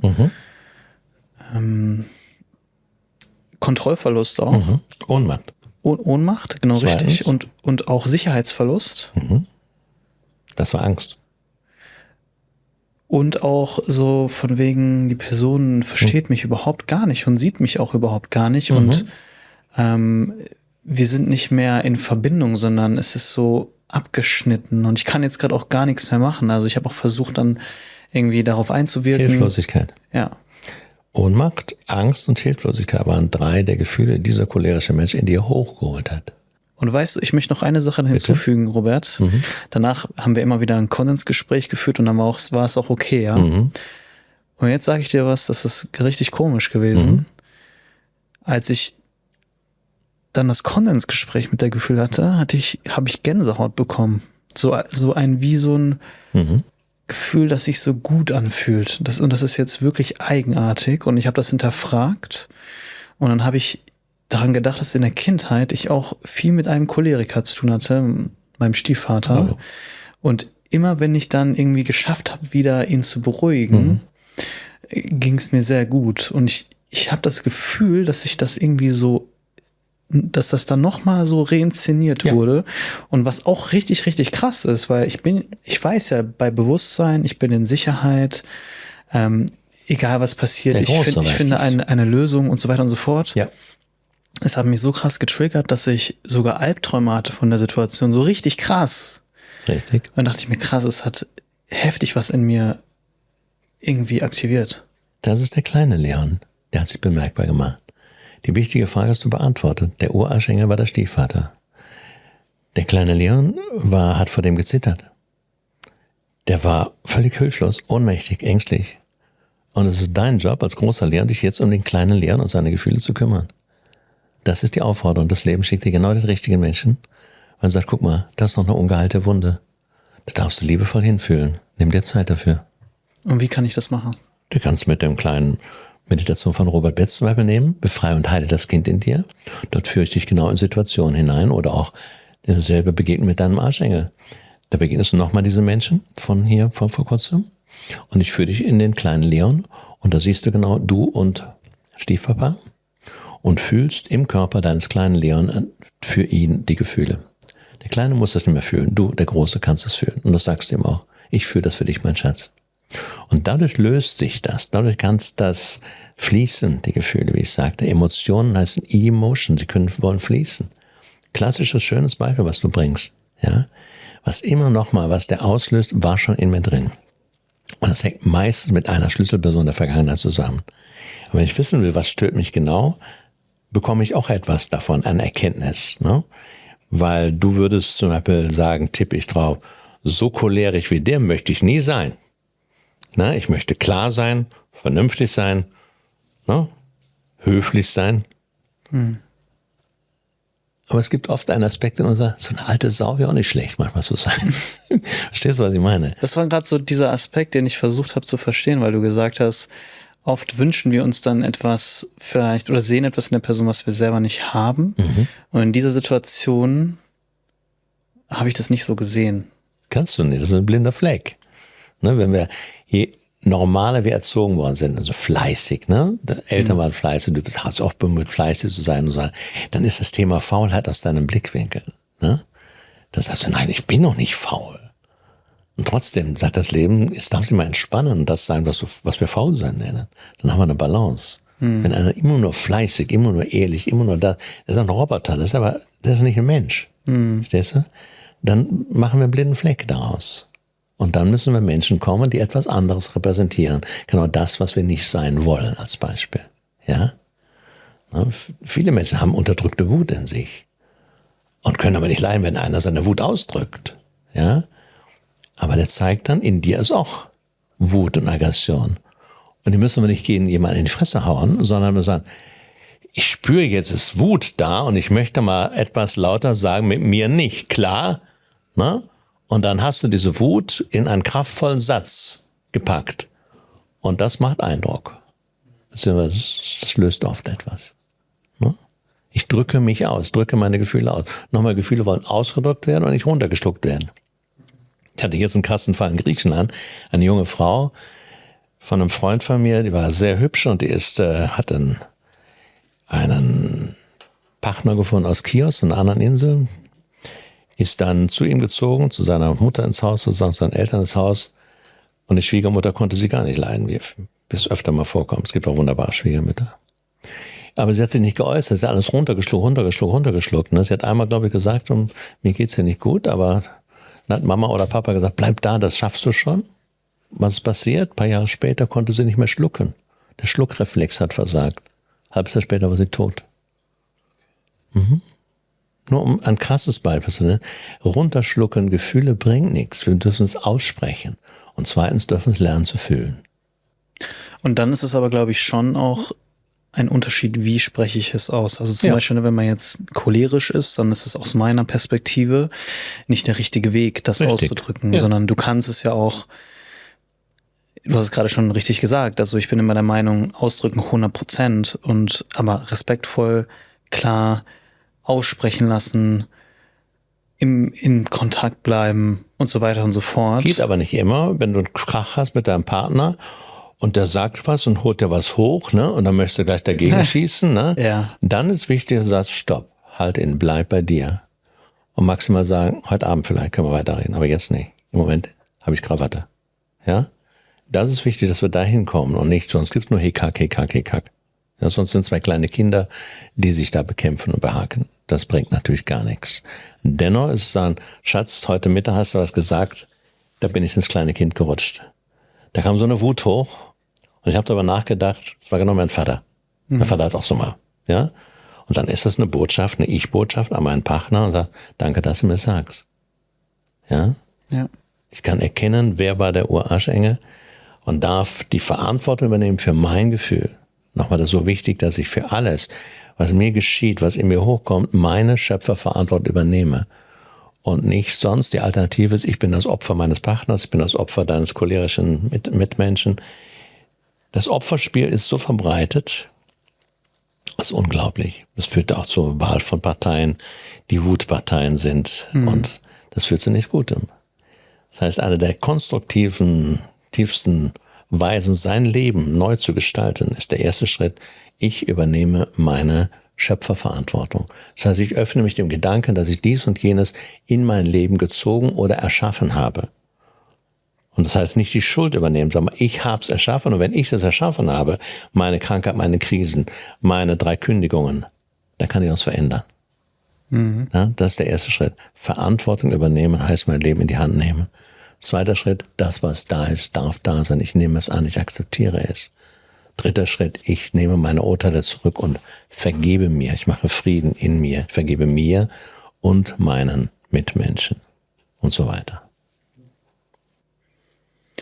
Du hast mir im Vorgespräch was Interessantes gesagt. Und zwar hast du gesagt, die meisten Menschen fangen erst mit 50 an, bewusst zu leben. Ja, für mich ist das der Lebensanfang, der normale. Vorher war Vorspiel. Kannst du mir das nochmal genauer erklären? Ja, ganz einfach. Die meisten Menschen sind bis 16, 18, manchmal bis 20 zu Hause. Abhängigkeit von zu Hause. Ein Kind ist 4-fach abhängig, körperlich als Baby, emotional, mental und finanziell noch ein bisschen länger. Dann geht er mit ca. 20 ins Leben, der Mensch, und wendet das an, was er gelernt hat. Nämlich das, was ich die alten Schuhe nenne. Fleißig sein, brav sein, nett sein, so tun als ob. Was sollen die Nachbarn denken? Sich aufopfern, ja, und so weiter. Das geschieht in den 20er und 30er Jahren, also ca. 10, 15, 20 Jahre lang.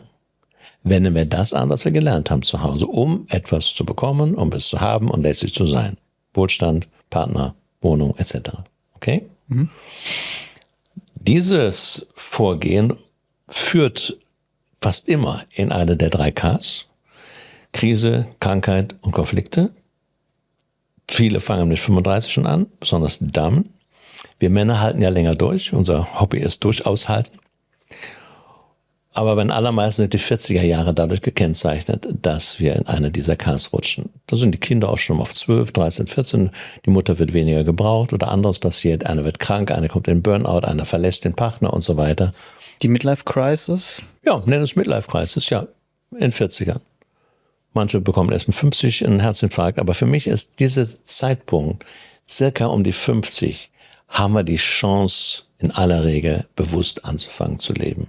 Wenn wir die Krisen der 40er meistern, verstehen, Verantwortung übernehmen, dann kann ich neu anfangen. Andere bleiben natürlich sitzen, bis sie sterben, ne? Oder sterben in den 50er und 60er Jahren. Viele sterben schon in den 60er Jahren jetzt, weil sie dieses nicht erkennen, weil sie sich nicht als Schöpfer erkennen, sondern sich als Opfer fühlen. Opfer des Systems, Opfer ihrer Mitmenschen, Opfer von was immer. Ja, die Gelegenheit, ab 50 sein Leben bewusst in die Hand zu nehmen, ist da. Manche sagen, wovon hängt es ab? Ich sage, manchmal ist es ein Gnadenakt, dass das Leben dich geführt hat. Aber deswegen halte ich ja meine Vorträge, meine Seminare, dass ich diese Gelegenheit wirklich wahrnehmen, beim Schopf vernehmen kann. Ja, und das finde ich schön. Nochmal, der erste Teil des Lebens ist Tappen im Dunkeln, Unbewussten. Ich merke das ja indirekt an meinem Podcast, der um mentale Gesundheit, persönliche Entwicklung und so weiter geht. Und da gibt es zwei interessante Dinge, Robert. Das eine ist, es sind 80% Frauen, die ihn anhören. Wir reden hier über Gefühle, Emotionen und so weiter. Und das habe ich mir ja nicht ausgesucht. Ich dachte eigentlich, okay, ich bin ja ein männlicher Host, vielleicht ziehe ich auch mal ein bisschen mehr Männer an. Ah, du bist ein wunderbarer, attraktiver Mann für Frauen. Na gut, aber meine Erkenntnis daraus ist einfach, die Männer haben anscheinend nicht den Zugang Noch dazu. nicht. Oder Männer sind verschlossen. Die interessieren sich anscheinend nicht so sehr dafür wie die Frauen. Und der andere Punkt ist, wenn man sich auch die Demografie der Zuhörerinnen anschaut, die meisten sind, wie da, wo du gesagt hast, so ab 35 aufsteigend. Genau. Weil, wenn die noch jünger sind, die Menschen, viele noch nicht in so Krisen gekommen sind und sich dementsprechend noch gar nicht so damit beschäftigen. Also es passt eigentlich gut zusammen, so was wir gerade besprechen. Das ist bei mir genauso. Am Anfang waren es 95% Frauen. Heute sind oft 30% Männer. Sie kommen mehr und mehr. Viele Frauen bringen die Männer mit in den Vortrag und sagen, ist ja ganz so doof, was er sagt. Ja, ich spreche Männersprache oft. Ja, das kommt bei den Männern gerade so an. Sie verstehen sich. Ich spreche Tacheles. Ja. Und deswegen ist es heute immer noch 70-30 ungefähr. Manchmal sind mehr, je nachdem wie das Thema heißt, kommen sogar 40% Männer oder in meiner Transformationswoche im Seminar sind auch Männer. Weil sie wollen was machen. Aber erst oft, genauso wie bei dir, die größte Gruppe auch bei Facebook ist ab 45. 45 bis 65 ist die größte Gruppe. 60, 70%. Ja, das ist typisch. Warum? Frauen sind die Motoren der Transformation. Sie sind die Pioniere der Transformation. Frauen gehen den Männern vorweg. weil sie spüren, sie haben mehr Konfliktepunkte, sie kriegen Kinder, sie sind mehr in Kontakt, sie reden mehr miteinander, Frauen viel mehr als Männer, sind mehr an ihrem Herzen, im Gefühl. Das weibliche Prinzip heißt mehr, ich spüre, da stimmt was nicht. Der Mann ist mehr in der Birne, hält durch, marschiert, bis das Herz bricht und der Herzinfarkt da ist. Insofern bin ich allen Frauen dankbar, die diesen Weg gehen. Die gehen nach vorne und viele beeinflussen ihre Männer durch ihr Vorbild. Wenn die Frau bei einer Transformationswoche kommt und hat eine andere Ausstrahlung, das sieht der blindeste Mann und sagt, was hast du getrunken? Ja, das will ich aber jetzt auch haben. Ja, wenn der Mann sieht, dass die Frau glücklicher ist als vorher, dann sagt der Mann, das will ich aber auch gerne haben. Ne? Was darf ich tun? Und dann kommen die Männer dann auch in Seminare. Du hast ja vorhin über diese männliche und weibliche Energie gesprochen. Und wir haben ja darüber gesprochen, dass es da auch so Disbalancen bei einigen Menschen gibt. Bei den meisten. Würdest du sagen, dass durch eine Partnerschaft sich die Balance verstärkt? Oder dass weil, ne, wenn wir jetzt von einer Partnerschaft, ausgehen, ja. Mann und Frau, okay? Denkst du, die Partnerschaft hilft uns, in unsere eigene Balance zu kommen? Nicht automatisch. Ist die Frage, wen ich anziehe. Heute haben wir, wie gesagt, sehr viele männliche Frauen, Zaki-Zaki-Frauen, die das Ding in die Hand nehmen und wer zieht eine Zaki-Zaki-Frau an? Eher einen weichen Mann. Warum? Weil es der Pendant ist. Weil sie schon das Männliche besetzt. Ja? Also eine männliche Frau zieht keinen männlichen Mann an. Das geht nicht. Die passen nicht zusammen. Ja? Insofern zieht ein Mann, der jetzt eine leidende Mutter hatte, schwache leidende Mutter, der zieht in der Regel auch eine schwache leidende Frau an. Solange diese Verstrickung da ist mit Mutter und Vater, bin ich in meiner Partnerwahl und auch Partnergestaltung nicht frei. Aber, okay, er zieht sie an, aber braucht er sie auch? Also ist es... Ja. Man zieht ja nicht unbedingt das an, was gut für einen ist, oder? Immer. Doch, das Leben kennt keine Fehler. Du ziehst genau die Menschen an, nicht nur Partner. Kunden, alle. Alle passen immer. Es gibt keine falschen Lehrer. Geschäftspartner. Es gibt keine falschen Lehrer, es gibt keine falschen Kinder, es gibt keine falschen Chefs, nie. Das Leben stimmt immer, weil es Energie ist. Du ziehst energetisch immer die Menschen an, die du brauchst, die dir etwas sagen wollen, die dir eine Information geben, die jeder Arschengel ein Segen sein kann für dich, wenn du ein bisschen am Kopf kratzt und sagst, interessant, was da in mir abgeht. Ja, das heißt, du hast die Frage gestellt, kann es in einer Partnerschaft zu einem Ausgleich kommen? Ja, kann es, aber das ist ein bewusster Akt. Das heißt, wenn ich mich als Mann, wenn ich ein eher weicher Mann bin und spüre, dass meine Frau die Hosen anhat und bestimmt, was ich tun soll oder mir sagt, wie siehst denn du wieder aus? Oder viele Frauen versuchen, den Mann zu verändern, so erst die Frisur, dann den Charakter und so ein bisschen, ja. Das ist eine Gelegenheit für den Mann zu sagen, stopp mal, Schätzchen. Ja, das ist mein Bier. Oder er lässt es mit sich machen und dann macht er auch eine Erfahrung, aber da wird er nicht glücklich mit. Ja, das heißt, die Aufgabe, in die Balance zu kommen zwischen männlichem und weiblichem Prinzip, ist sowohl Aufgabe des Mannes wie die Aufgabe der Frau. Du musst aber erstmal drauf kommen. Bin ich in der Balance? Vorgestern noch eine Frau getroffen und sagt, konnte ich ansehen, sagt, du bist der Mann in der Familie, in deiner Beziehung. Ja, genau, ne, immer schon. Ja, oder andere, die sagt, ich war gestern eine Großcousine getroffen und sagte, ich war Papas Kind. Meine Schwester war Mamas Kind und ich wollte Papa, ich habe mit Werkzeug gespielt und so weiter, immer und so weiter. Ne? Und sie hat sich dann noch überfordert. Ist in eine männliche Kiste, hat Mathematik studiert und hat sich überfordert. Ja, und der Körper hat was gezeigt. Von daher, ich war jetzt bin 70 geworden, habe festgestellt, ich habe sehr stark männlich gelebt, habe 80% Leistungsleben gelebt, wenig privat und habe dann gespürt, intuitiv, ich möchte die letzte Lebensphase, egal wie lange sie dauert, möge sie 3 Jahrzehnte dauern, möchte ich Balance leben. Ich möchte mehr mein Herz leben, ich möchte mehr privat leben, ich möchte auch mehr genießen mit meiner Partnerschaft. Ja, ich möchte nicht aufhören zu arbeiten, aber eine Balance herstellen. Das ist meine bewusste Entscheidung. Und die kannst du umsetzen, indem ich mir Freiräume schaffe, indem ich jetzt 2 Monate nach Lesbos gehe, zwar 2 Seminare mache, aber viel Zeit habe zum Wandern oder zum Reflektieren und zum Schwimmen gehen und das Leben zu genießen auch. Das darf ich mir gönnen. Das war vorher ganz früher als Marketingmanager gar nicht drin. Ne? Da wollte ich, wie gesagt, meinem Vater imponieren und gelacht, mal hoch. Ne? Da hast du, wie gesagt, mit 30, 35 keine Ahnung von den Gesetzen des Lebens, schon gar nicht von Balance. Die meisten würden es bis heute nicht verstehen. Nochmal, was heißt es? Männlich ist das Aktivierende, hier denken, weiblich hier fühlen, hier anspannen, hier entspannen, hier reden und hier mal nicht reden, hören. Ne? So viele Menschen, die reden, nur können nicht zuhören, als Beispiel. Hier arbeiten und hier spielen oder faulenzen. Ja? Hier ist der Kopf und hier ist das Herz. Und keins ist schlechter als das andere. Ne? Hier Entscheidungen treffen und hier etwas zulassen oder geschehen lassen. Das sind 2 gleichgewichtige. Aber wir haben gelernt, das Männliche leisten, machen, denken, überzubetonen, anstatt das Weibliche zu leben. Die Kontrolle ist gut. Nee, Vertrauen ist gut. Kontrolle ist besser. Das ist das Thema. Wir setzen Kontrolle über Vertrauen. Das ist Unsinn. Wer dem Leben nicht vertraut, der wird scheitern. Ja? Ich sage, trau dich, dem Leben zu vertrauen. Das Leben will uns führen. Und nochmal, über die Stimme unseres Herzens. Das ist eines spannendsten Themen. Die können Sie immer sehen. Ich frage auch immer am Anfang, mache ich eine Meditation bei meinen Vorträgen. Und dann lasse ich die Leute bei geschlossenen Augen sehen, wie ihre rechte und linke Körperhälfte aussieht. Ja, im Feinstofflichen sehen die anders aus als so vom Spiegel. Mhm. Und dann frage ich, und an welcher Seite hast du schon die meisten Schmerzen gehabt? Unfälle, Knochenbrüche, rechts mehr oder links mehr? Und dann sage ich, stimmt, jetzt wird mir klar. Viele rechts, immer wieder rechts, kaputt. Auch Frauen. Warum? Die männliche Seite überbetont.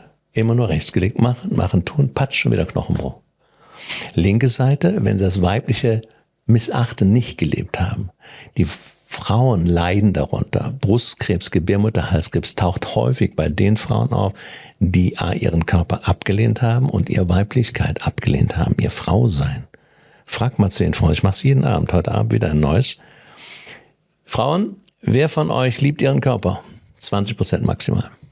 Maximal. 80% lehnen ihren Körper ab. Und das hört der Körper. Ja? Und muss darauf reagieren. Der Körper hört all deine Gedanken und deine Gefühle. Und er reagiert entweder durch Höherschwingung, er sagt, ich habe Lust zu leben, ich liebe meine Frau sein, ich liebe das Leben, und das Leben liebt mich. Hast du Höherschwingung? Sagt mein Körper, ne, der sollte 10 Kilo weniger sein, das Fett mag ich gar nicht, die Zellulitis mag ich auch nicht. Scheiße. Bereite ich den Körper für Krankheit vor. Ich senke den Schwingungsgradrate ab. Und damit wird er empfindlich für Viren und für andere Dinge. Aber die Ursache für diese Unzufriedenheit, also ich frage mich gerade, wo das kommt ja irgendwo her. Und aus meiner Sicht, wenn man jetzt nicht zufrieden mit seinem Körper ist, ist es ja eigentlich so, weil uns ein Bild vermittelt wird im Außen, wie der Körper sein soll. Ja. Und wenn man sich das mal genauer anschaut, dann sind das so Proportionen, die vielleicht, ich habe da jetzt nicht genaue Zahlen im Kopf, ein sehr geringer Prozentsatz unserer in der Gesellschaft halt hat diese Proportionen. Ja, da werden 16-Jährige als Model genommen und die werden auf 30 geschminkt. Ja, und trotzdem werden halt auch in den Werbungen, in den Filmen, werden halt immer diese Leute aber eingesetzt. Das heißt, wir werden ständig damit beschallt. Ja. Und dann fangen wir an, uns zu vergleichen. Das heißt, die Ursache liegt ja eigentlich, fängt ja schon im Kopf an dann, oder? Du willst sagen, wir sind das Opfer der Medien. Sind wir das Opfer der Medien oder sind wir verantwortlich, was wir daraus machen? Letzteres. Ja, eben. Das ist der wichtige Punkt. Wenn ich mich vergleiche als Frau mit der Frau, die auf dem Titelblatt von der Vogue ist und dachte, eigentlich sollte ich so aussehen, ja, und die Schauspielerinnen heute, die heute 60, 70 sind, die sind ja wie 35 aus, die sind ja geglättet, ja, die sind ja aber alles operiert worden, ne? Die ganzen Stars, unglaublich. Von Jane Fonda bis überall, ne? Wenn die Frau von heute, die bei uns sagt, das möchte ich auch so machen, ich muss so aussehen, ich kann keine Falten tolerieren, dann ist sie Gefangene dieser Medien, aber sie gibt dann ihre Verantwortung ab. Also der Mensch, ob Frau oder Mann, dürfen begreifen, und das ist ein Prozess, dass unser Wert nicht am Aussehen unseres Körpers liegt. Wir können viel dafür tun, frisch und innerlich jung zu bleiben, geistig in Bewegung zu bleiben. Aber wenn wir Benchmarking machen. Man sagt, mein Körper, obwohl ich 70 bin, sollte so aussehen wie 25. Na, dann gehe ich in die Irre. Das ist Thema verfehlt. Ja?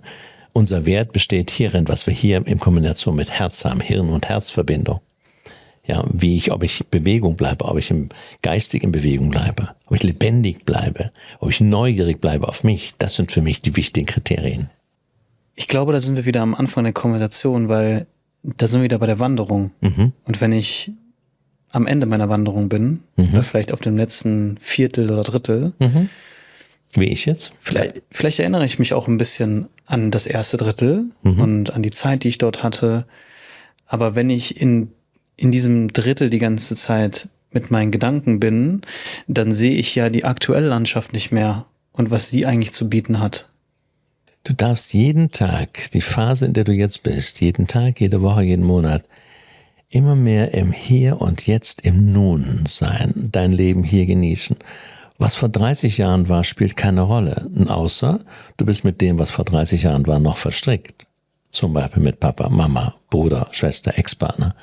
Dann beeinflusst dich das und behindert dich das, heute ein freier Leon zu sein. Ja? Nochmal, dann bin ich mit Seilzügen, mit der Vergangenheit, die ziehen mich immer wieder zurück, wie so ein Gummiband. Das Bild hatte ich auch, ja. Ich will weitergehen und zurückgezogen, weil der Krach mit dem Papa noch da ist. Die blöde Sau, die hätte nicht das machen sollen und so weiter. Ne? Solange der Frieden und die Entstrickung noch nicht da ist, die Entstrickung, die Freiheit von der Vergangenheit, solange bindet dich die Vergangenheit und schickt dir Ersatzpersonen und nochmal Wiederholung und Wiederholung. Ich sage immer, achte mal auf die Wiederholungen. Welche immer Wiederholungen siehst du beim Partner an? Welche Wiederholungen am Körper? Welche Krankheiten wiederholen sie? Ja? Dann sagen wir, stimmt. Das sind alles liebevolle Zeichen des Lebens, auf die wir achten dürfen. Ja? Das heißt, Vergangenheit, du bist von der Vergangenheit, die Vergangenheit lässt dich los, wenn du frei bist von ihr, wenn du im Frieden bist mit ihr. Ja. Ja, sonst spielt Vergangenheit keine Rolle. Nur das, was jetzt ist, der Leon, der hier sitzt, der spürt, ich fühle mich gut, ich fühle mich entspannt, ich genieße den Tag, ich genieße das Gespräch mit Robert und dann kann man sagen, herzlichen Glückwunsch. Ne? Dann haben wir gelebt, bewusst gelebt. Und wenn wir das oft machen, dann hast du am Ende des Lebens das Gefühl, das war eine runde Sache. Ne? Ich habe mir gesagt, ich habe mir vorgenommen, ich möchte mal gesund und glücklich sterben. Weil ich weiß, Sterben gibt's gar nicht. Das ist die Wechsel der Form. Dieser Körper ist irdisch, ja, ist organisches Material, aber das bin nicht ich, das bist du nicht. Du siehst zwar attraktiv aus, aber du bist das nicht. Du bist Seele, ein Geist-Seele-Wesen. Und dieses Geist-Seele-Wesen geht weiter. Ja, wir sind unsterbliche Wesen, auch wenn das viele noch immer nicht glauben. Aber 1000 Stimmen haben's wie die Spatzen von den Dächern gepfiffen in den letzten Jahren, Jahrzehnten, Jahrhunderten. Ja? Wir sind nicht sterblich. Wir wechseln die Form, kommen zurück dahin, wo wir hergekommen sind und sagen entweder, ich mach's nochmal oder ich gehe jetzt weiter. Ja, und wir wollen neue Erfahrungen machen. Der Mensch ist ein Wesen, ein Seelenwesen, was ständig neue Erfahrungen machen will. Letztlich ich sag mal salopp, in Zusammenarbeit mit Gott. Gott drückt sich durch uns aus. Gott erfährt sich durch jeden von uns und ist tierisch neugierig auf Erfahrung. Robert, ich möchte am Schluss das Gespräch nochmal kurz zusammenfassen. Und dazu würde ich dir gerne noch diese letzte Frage stellen. Was macht uns zum Schöpfer unseres eigenen Lebens? Indem wir jeden Tag, fast jede Stunde und jede Minute denken, durch Gedanken Gefühle produzieren, also fühlen, denken, fühlen, sprechen und handeln. Diese Energien gehen raus ins Leben, kehren zu uns zurück auf kreislaufförmige Bahnen und zeigen sich vor unserer Nase als Ereignisse oder Zustände in unserem Leben und in unserem Körper. Das heißt, 60 Billionen Zellen unseres Körpers hören alles, was du denkst, fühlst, sprichst und tust. Und müssen darauf reagieren. So sind wir Schöpfer. Wir erschaffen Zustände und Ereignisse und auch den Zustand unseres Körpers, Krankheit oder Gesundheit. Jede Sekunde. Robert, am Ende des Podcasts stellen wir immer dieselbe Frage als Tradition. Stell dir vor, wir könnten jetzt einen Satz an die Menschen rausschicken, den sie alle lesen werden. Welcher Satz wäre das? Sag, ich liebe das Leben liebt mich. Nimm ihn, fühl ihn und genieße ihn. Robert, wo können die Menschen dich finden? Auch auf meiner Website, auf meinen Vorträgen. Ich mache 25 Vorträge im Jahr. Früher habe ich 100 gemacht. Mein wichtigstes Seminar ist die Transformationswoche, was ich und auch meine Seminarleiter geben. Das ist eine Geburtswoche für ein neues Leben. Ich bin bei Tagesseminaren, mache 7 Stück im Jahr. Und auch auf der Insel Lesbos, wo meine quasi zweite Heimat ist, machen wir gesamt 20 Seminare. Ich mache 3 bis 4. Und das heißt immer neu denken, neu leben, neu fühlen, neu leben. Also ich bin, aber wer will und nirgendwo hinkommen will, der mag erstmal sich auf YouTube austoben. Da sind 400 Videos von mir. Oder mal eines der Schlüsselbücher lesen, sei es, willst du normal sein oder glücklich oder raus aus den alten Schuhen. Da gibt es viele Möglichkeiten, mich und meinem Werk zu genießen und sich inspirieren zu lassen. Aber viele, die kommen zum Vortrag, wie heute Abend bei 100 in Neuss, die sagen, also ist schon anders, live ist schon anders als per Zoom und so weiter. Ja, und das stimmt. Das ist sehr berührend. Jeden Abend sehe ich persönlich 100 Leute, vorher, mitten in der Pause und nachher. Und es ist sehr berührend, wie mir junge Menschen, alte und auch Männer mir sagen, du hast mein Leben verändert oder du hast mein Leben gerettet. Und das ist der schönste Lohn für meine Arbeit. Die Links zu Robert findet ihr in der Beschreibung. Robert, vielen lieben Dank, dass du heute hier in Köln warst, als einer meiner ersten Gäste hier in Köln. Es war mir eine große Freude, deinen klaren Gedanken zuzuhören. Danke dir. Ich freue mich auch in Köln zu sein. In der Heimat kommen wir ja um die Ecke aus Troisdorf und Köln ist ein schönes Pflaster. Wunderbar. Danke dir auch herzlich für die Einladung und fürs Gespräch. Gerne.